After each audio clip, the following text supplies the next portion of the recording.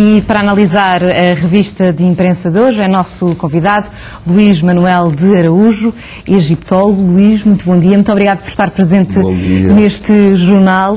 Começa por destacar uma notícia incontornável e que está presente em praticamente toda a imprensa, à exceção da desportiva, os indignados. Mas mesmo na desportiva também há indignados. O Pedro Pinheiro deve estar indignadíssimo com os rotundos 8-0 que apanhou, enfim, do Futebol Clube do Porto. De qualquer maneira, estamos todos indignados e, como seria de esperar, as notícias dos jornais refletem esse aspecto. Enfim, estranhamente, o Jornal de Notícias dá mais destaque, já lá iremos, ao ouro roubado, o que também... E à vitória do Porto do que propriamente ao protesto dos indignados. Também, certamente, aqueles que são assaltados estarão indignados com o que se passa. Estamos todos indignados com tudo isto e o caso não é para menos.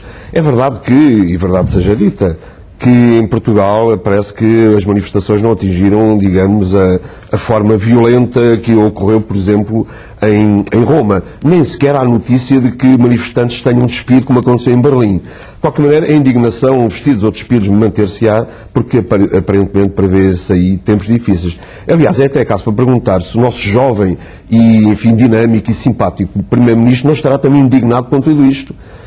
Porque, de facto, estamos numa situação muito difícil.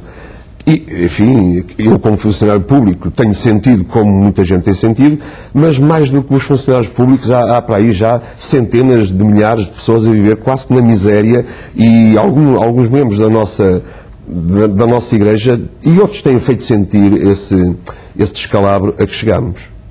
Mas o que é que lhe parecem, no fundo, este género de manifestações de rua? Lícitas, espontâneas, genuínas, francas e certamente exacerbadas aqui além por alguns, mas a verdade é que isto é compreensível e de resto era previsível que isto acontecesse. Estamos todos a ficar, de facto, exaustos, exangues. Eu diria mais até, os jovens e menos jovens, enfim, os cidadãos em geral, estão a ficar depauperados, decrépitos, mesmo mentalmente. Apesar de tudo, em termos de número, e a organização aponta para 100 mil pessoas, ficam um bocadinho aquém do esperado, especialmente depois de uma semana em que o Primeiro-Ministro Pedro Passos Coelho anunciou medidas tão duras. Pois é. Anunciou medidas tão duras. Pois é, mas há pessoas que se indignam em casa e certamente, se não vão às manifestações, certamente porque há outros motivos.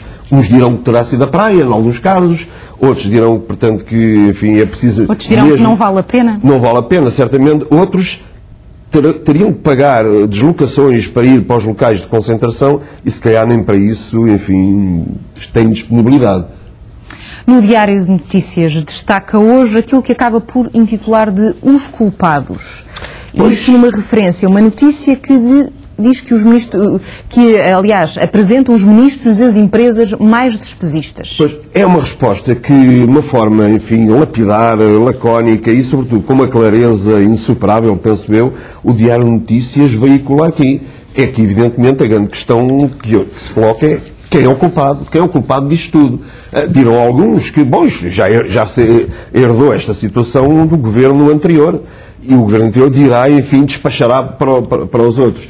É curioso que, sintomático que há uns tempos, Vasco Polivalente, até num texto com aquela ironia contundente e saborosa que ele tem, até dizia que haver um culpado então seria o Infante Henrique, porque justamente nos tirou aqui da nossa quietude pacata deste extremo ocidental da Península Ibérica, em que estávamos aqui a lavrar a terra, e nos lançou aí pelo mundo com uma certa avidez, uma certa cupidez, e terá começado aí, digamos, este espírito de, enfim, de desregramento. Mas, de qualquer maneira, enfim, se formos assim, então, empurrando de culpado para culpado, acabaríamos em Dom Afonso Henriques, que certamente é o culpado maior por ter feito este país. Ele responderia sensatamente, esperem lá, eu limitei-me a criar o Condado Portugalense, nunca esperei que vocês fizessem isto que acabaram por fazer. Mas parece-lhe que tem que se começar por algum lado, tem que se começar a responsabilizar os políticos pelas más políticas? Pois, é a questão que coloca, e era um assunto onde iríamos chegar também num texto eloquente e em poucas palavras diz muito, que é o engenheiro Ângelo Correia, uma pessoa sensata, que num artigo intitulado O Mensageiro, que vem justamente aí no Correio da Manhã, na página 34, diz em poucas linhas aquilo que se poderia dizer em longos e extensos artigos. É a questão de andarmos anos e anos a fingirmos ser ricos e vivermos como tal, quando afinal não se passava nada disso. E mais, anos e anos em que o Estado criou falsos empregos. em funções que às vezes eram tão inúteis ou então duplicadas.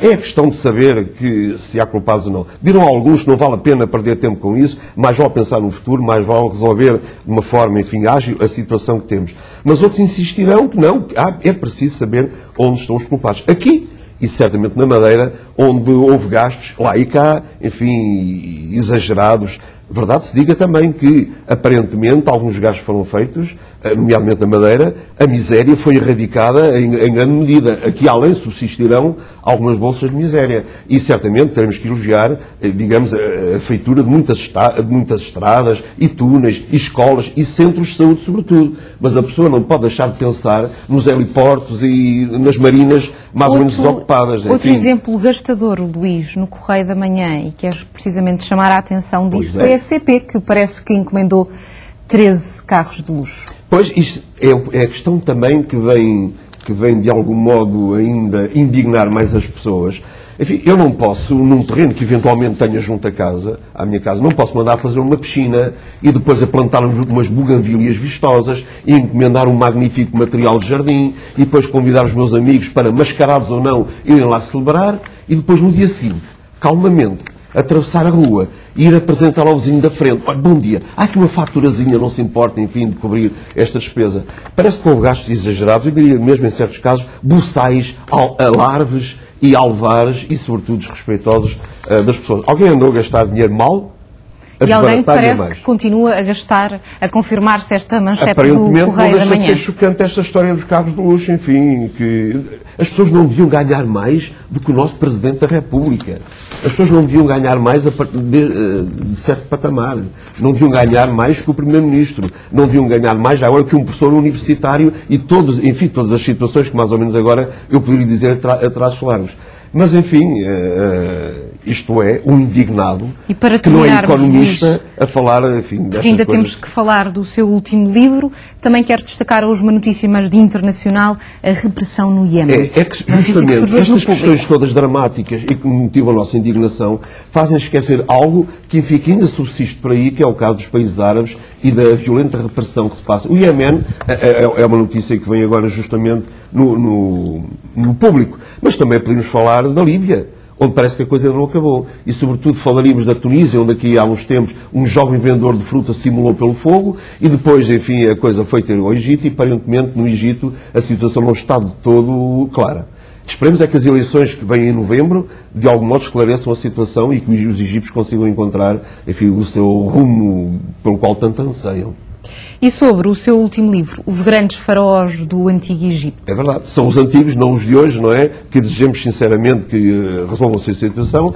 Esse livro procura mostrar o que era um país aqui há milhares de anos, que também, enfim, também tinha os seus indignados, também tinha as pessoas que viviam mal. Mas, aparentemente, e ao meu ver, era uma civilização que durou 3.000 anos, coisa que mais nenhuma outra demorou, e parece-me ter sido uma civilização com uma certa sensatez e um certo humanismo, na qual reinaram 300 faraós. Eu limitei-me a selecionar 30. E são os 30 reis mais importantes do Antigo Egito. Que critérios teve para a sua seleção? Os meus critérios, eu diria que são os critérios das pessoas comuns. E os miúdos, 9, 10, 11, 12 anos, escolheriam também, em certa medida, aqueles que eu escolhi. Ramsés II, Tutankhamon, o tal do túmulo pejado de grandes riquezas, mas os 30 que eu escolhi são aqueles mais paradigmáticos em 300 faraós que reinaram em 3.000 anos de história. É um livro interessante que, em tempos de crise e de indignação, pode ser lido, enfim. Qual é o seu preferido, se tiver?